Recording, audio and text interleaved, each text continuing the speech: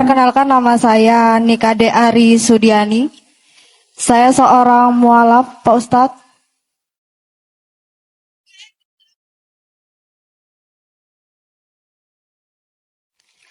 Untuk nama muslim saya Balkis Flo Al-Kiari.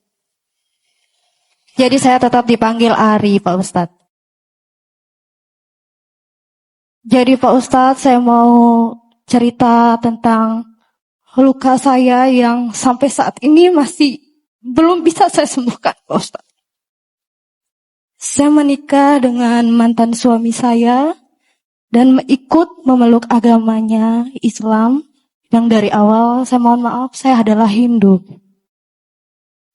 Selama 5 tahun saya menikah, Pak Ustadz, saya selalu mendapatkan perilakuan yang buruk. Seringkali saya diselingkuhi. Seringkali saya diperlakukan yang bisa disebut dengan KDRT, Pak Ustadz.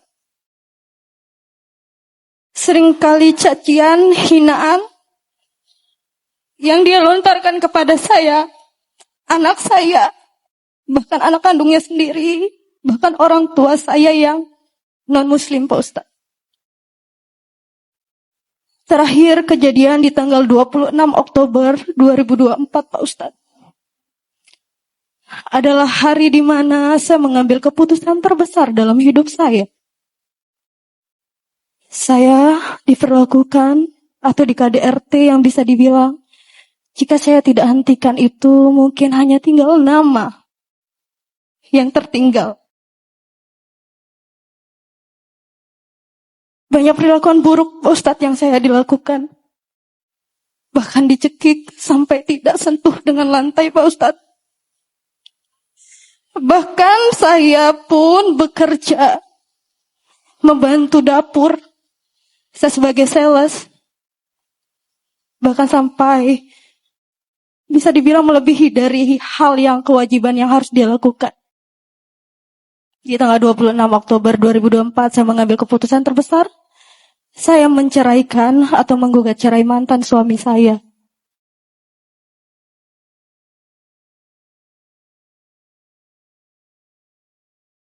Bukan hanya itu, Pak Ustadz. Atas 5 tahun kami bersama, perilaku sikap, diselingkuhi, KDRT, kekerasan, dan banyak lainnya, saya juga melaporkan tindakan kekerasan tersebut ke Polres. Dia udah menjalani hukumannya, kami sudah bercerai. Dia menjalani hukuman sekitar 1,3 tahun penjara. Yang mau saya tanyakan, Pak Ustadz, jujur,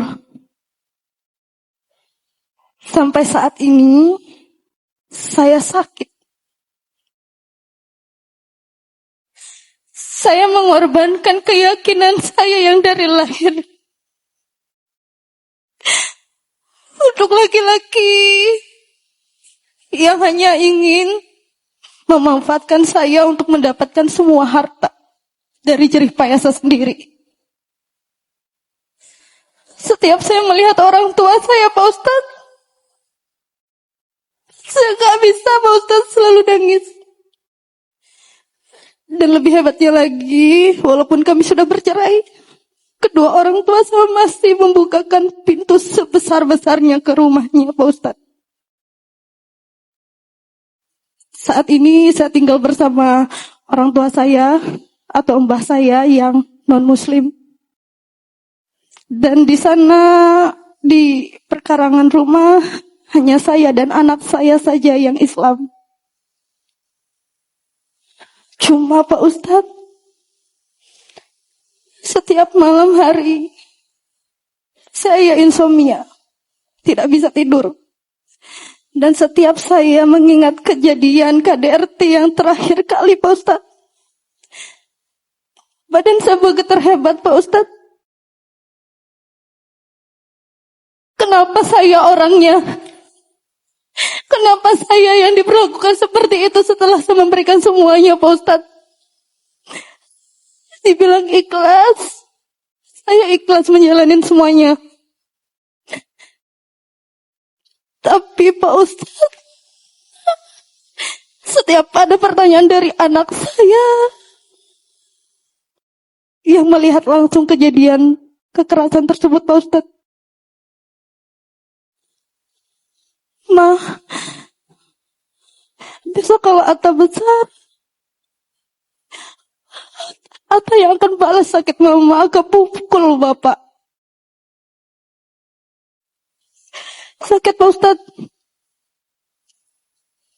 Mungkin dari tamu yang ada di sini, mungkin ada yang dari wilayah Ampenan yang mungkin kenal saya. Bahkan sakit banget Pak Ustadz. Dan saya benar-benar gak bisa melupakan hal tersebut sampai saat ini Pak Ustadz. Setiap saya tutup mata, selalu terbayang kejadian tersebut Pak Ustadz.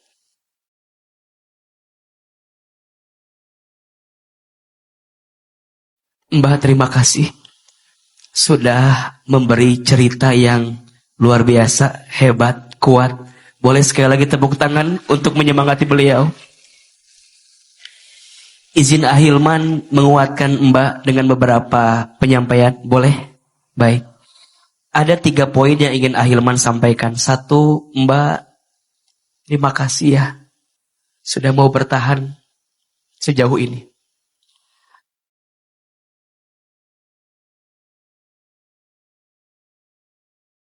AA nitip, semoga hidayah masih Mbak peluk terus. Hidayah Islam yang Allah titipkan sama Mbak, jaga baik-baik. Mohon maaf kalau kemarin Mbak dilukai oleh suami. Sesungguhnya perilaku suami tidak mencerminkan seorang Islam yang baik. Karena Islam itu secara makna artinya damai, selamat. Maka disebutkan kata Nabi, siapakah orang Islam yang paling baik? Seseorang yang pandai menyelamatkan dengan lisan dan tangannya. Maka mohon maaf, perilaku beliau kemarin, na'udzubillah, itu adalah oknum. Dan Mbak jangan menyimpulkan kalau orang Islam seperti itu. Karena orang Islam yang baik harusnya tidak seperti itu. Bahkan disebutkan kata Nabi SAW, khairukum li ahlihi wa ana khairukum li ahli. Sebaik-baiknya suami adalah yang paling baik kepada keluarganya. Dan aku, kata Nabi, yang paling baik kepada keluargaku. Maka ini pelajaran, para suami belajar ya, menjadi suami yang baik. Kok agak tertekan gitu wajahnya? Karena baiknya seorang suami akan mengantarkan kebaikan untuk seorang istri.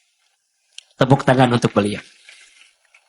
Poin yang kedua, Mbak, tidaklah Allah menguji seseorang kecuali Allah tahu pundak dan tubuh orang itu kuat untuk menerimanya. Kalau Mbak bertanya, Ustadz, kenapa harus saya yang diuji dengan ujian seberat itu? Karena Allah tahu Mbak sekuat itu. Kenapa enggak yang lain? Yang lain enggak kuat. Kenapa Mbak kuat? La yukallifullahu nafsan illa usaha.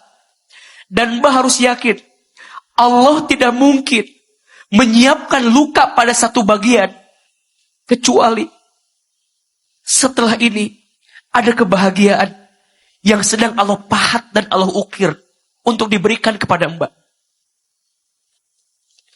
Mungkin Mbak disakiti oleh suami, tapi percayalah, boleh jadi nanti anak Mbak itu yang bisa mengangkat derajat Mbak dengan segala kebaikannya. Maka pesan AA, Mbak mungkin gagal jadi istri, mungkin rumah tangga kemarin berakhir, tapi ingat, Mbak jangan gagal jadi ibu.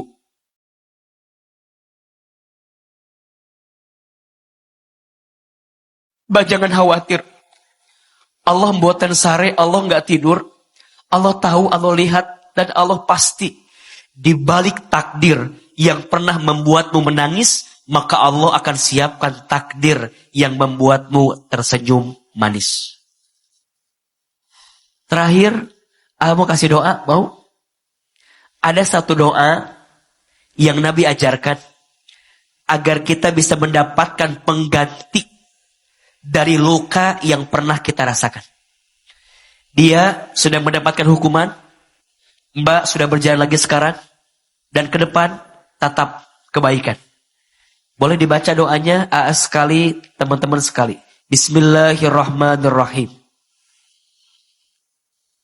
Allahumma ajurni fi musibati wa khlufli khairan minha. Ya Allah, berikanlah pahala kepadaku atas musibah yang menimpaku, dan gantikanlah semua yang menyakitiku dengan ganti yang lebih baik menurutmu. Amin. Mbak titip peluk sayang buat anak-anak di rumah. Mbak kuat, dan kalau bisa terus sibukkan dengan majelis ilmu. Perempuan